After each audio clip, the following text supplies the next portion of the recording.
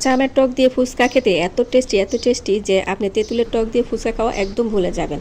আর এটা যদি সংরক্ষণ করে রেখে দেন তাহলে কিন্তু অনেক দিন পর্যন্ত খাওয়া যাবে। এই টেস্টি টকটা বানানোর জন্য প্রথমে কিন্তু আমি কিছু আম ছুলে নিচ্ছি। আর এতগুলো কিন্তু বানাবো না, 2টা আম দিয়ে মাত্র বানাবো, বেশি লাগবে না, বাস 2টা আম আর একটু পানি, সাথে কিছু মশলা দিলে কিন্তু আমাদের চটপটা একটা টক তৈরি হয়ে যাবে। আর এই টক দিয়ে আপনি কি পরিমাণ টেস্ট লাগবে আপনি বুঝতেও পারবেন না। তো অবশ্যই ভিডিওর পুরোটা দেখবেন, দেখলেই বুঝতে পারবেন যে আমি টকটা কীভাবে তৈরি করেছি। প্রথমে আমগুলো কিন্তু আমি ভালো করে ছিলে নিচ্ছি, ছিলে তারপরে এগুলো ভালো করে ওয়াশ করে নিব। আর এই টকটা একবার ঠিকঠাক মতন সুন্দর করে বানিয়ে যদি আপনি ডিপ ফ্রিজে রেখে দেন তাহলে কিন্তু বছর খানিক পর্যন্ত খেতে পারবেন।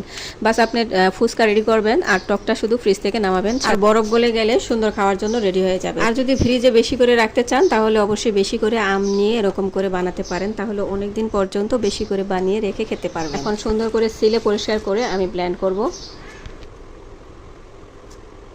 আজকে আমের টক দিয়ে ফুচকা খাবো, এজন্য নিয়ে নিলাম আম, কাঁচা আম, দিয়ে দিচ্ছি একটু ধনিয়া পাতা, আর একটা কাঁচা মরিচ, দিয়ে দিচ্ছি টেস্টি ট্যাবলেট, টেস্টি হজমি, একটু পাঁচফোড়ন গুঁড়া, লেবুর রস, দিয়ে দিচ্ছি গুড়,